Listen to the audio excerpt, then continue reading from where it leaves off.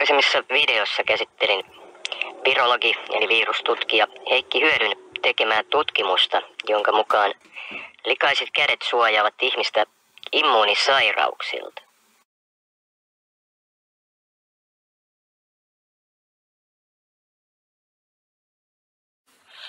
Ja esitin Heikki Hyödylle julkisen vetoomuksen. Kävin nyt lukemassa lisää herran tekemiä tutkimuksia ja ikäväkseni ja pettymyksekseni huomasin, että Heikki Hyöty näyttää olevan rokotteiden puolesta puhuja.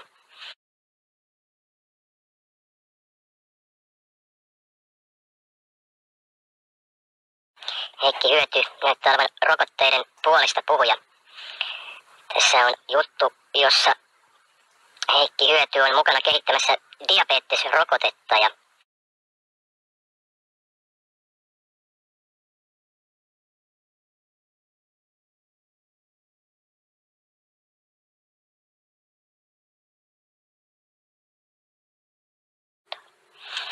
eli Heikki Hyöty mainostaa poliorokotetta yhdeksi turvallisimmista.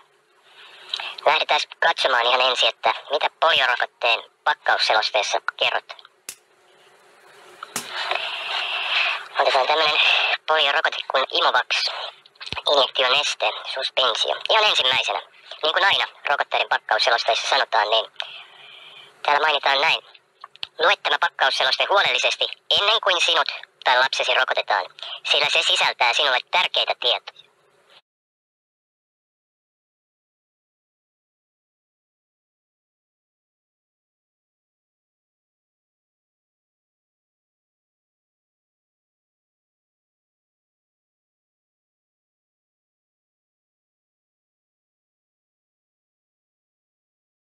Pakkausseloste huolellisesti ennen kuin sinut tai lapsesi rokotetaan, sillä se sisältää sinulle tärkeitä tietoja.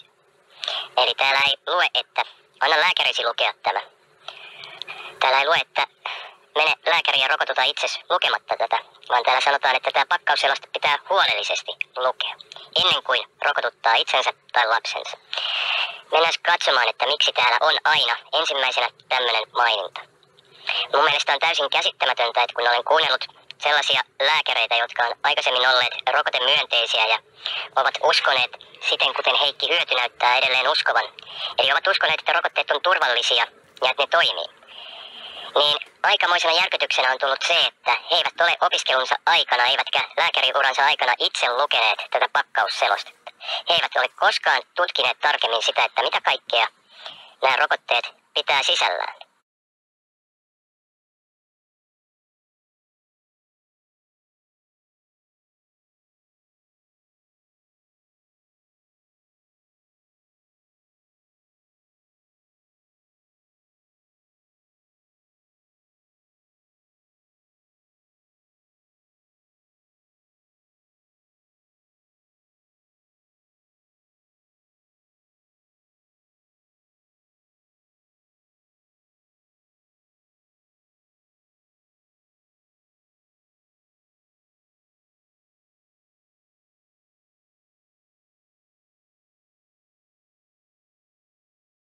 Mitä kaikkea nämä rokotteet pitää sisällään.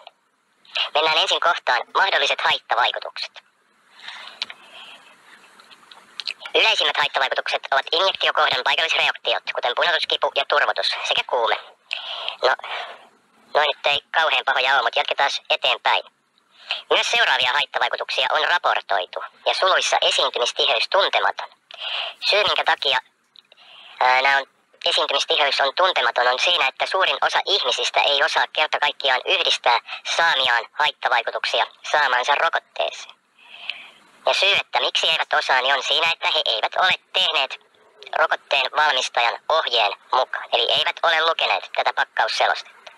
Ja sen lisäksi, kun kaikki valtamediat toitottaa jatkuvasti ja lääkärit toitottaa jatkuvasti, että rokotteet on turvallisia, niin ei osata yhdistää saamia haittavaikutuksia saatuun rokotteeseen. Täältä löytyy tämmöistä kuin päänsärky, ihottuma, nokkosihottuma, yliherkkyys.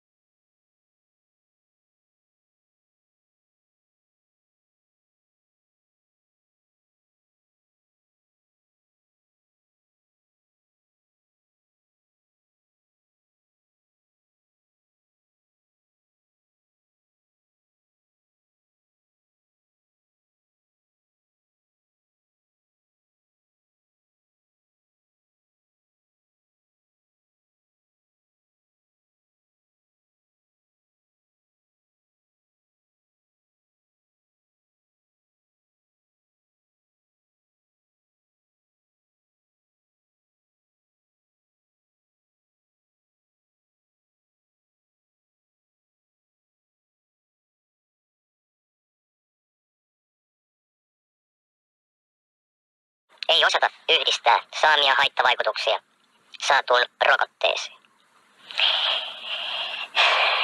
Täältä löytyy tämmöistä kuin päänsärky, ihottuma, nokkosihottuma, yliherkkyysreaktiot, jotka voivat toisinaan olla vakavia. Eli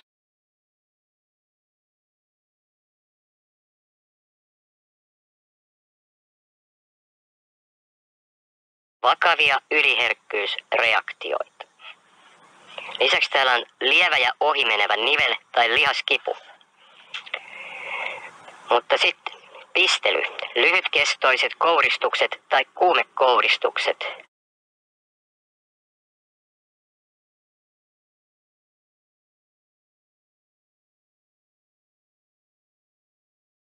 Toiset kouristukset tai kuumekouristukset. Levottomuus, uneliaisuus, ärtyisyys.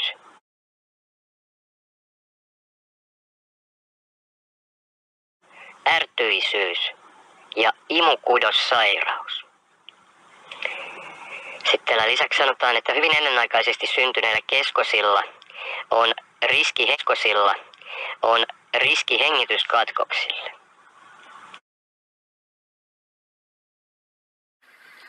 Lisäksi voi tulla yliherkkyysreaktioita, jonka oireina voi olla muun muassa kutinaa, ihoreaktioita, turvotusta, suluissa edeema ja hengenahdistusta. Anafylaktinen reaktio tai anafylaktinen shokki voi esiintyä rokotuksen jälkeen. Lähdetään katsoa, että mistä tämä voi johtua, että osalle tulee uneliaisuutta ja yliherkkyysreaktioita, jotka voivat olla vakavia. Mennään kohtaan 6, josta löytyy, että mitä tämä rokote pitää sisällään. Olla vakavia. Mennään kohtaan 6, josta löytyy, että mitä tämä rokote pitää sisällään. Täällä on nämä vaikuttavat aineet, eli nämä eri virustyypit, ja sitten täällä on muut aineet. Ensimmäisenä on tämmöinen aine kuin 2-fenoksietanoli. Mennään ensin Wikipediaan katsomaan, mitä siellä sanotaan fenoksietanolista. Kyseessä on alkoholeihin ja aromaattisiin eettereihin kuuluva orgaaninen yhdiste. Katsotaan aineen ominaisuuksia.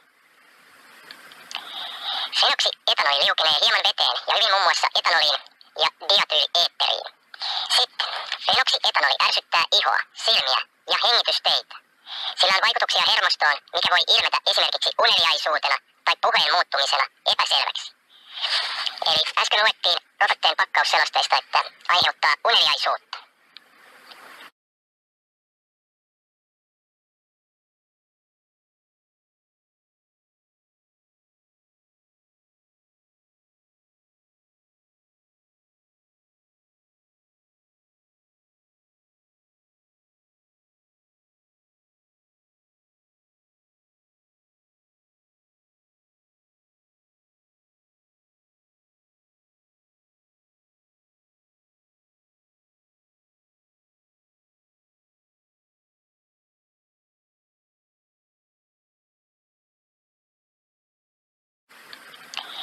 Fenoksietanoli liukenee hieman veteen ja hyvin muun muassa etanoliin ja diatyyleetteriin.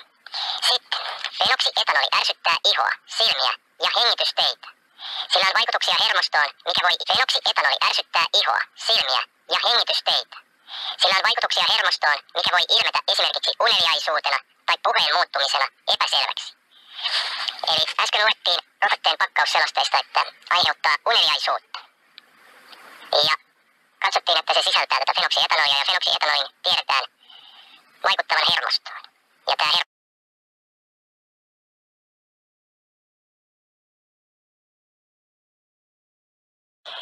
seuraava aine, formaldehydi. Katsotaan, millainen aine se on.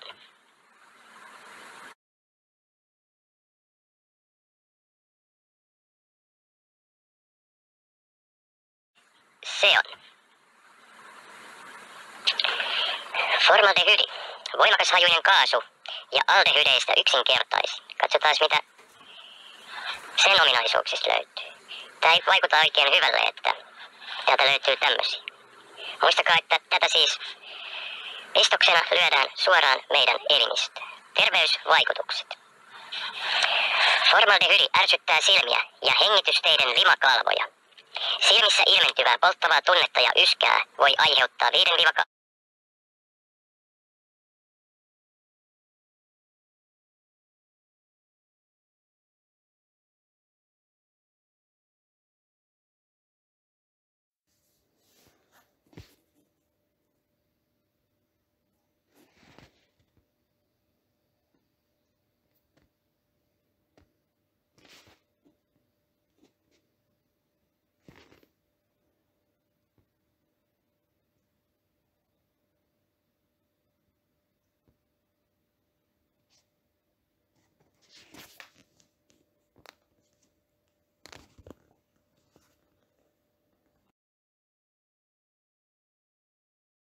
sisältä vaikuta. Katsotaan vielä rokotteen pakkausselosteesta, että mitä muuta poliorokote sisältää. Natriumhydroksidi. Natriumhydroksidi. Arkikielessä lipeä tai natronlipeä. Vahva emäs, joka liuetessaan veteen vapauttaa lämpöä eli reagoi eksotermisesti.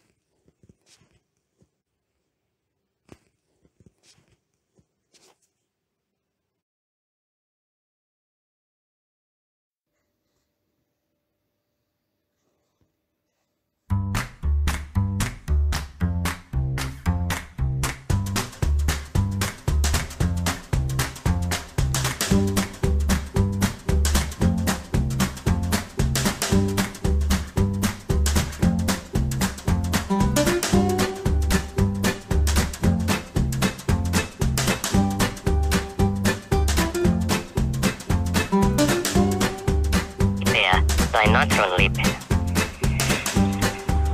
Vahva emäs, joka liuetessaan veteen vapauttaa lämpöä eli reagoi eksotermisesti.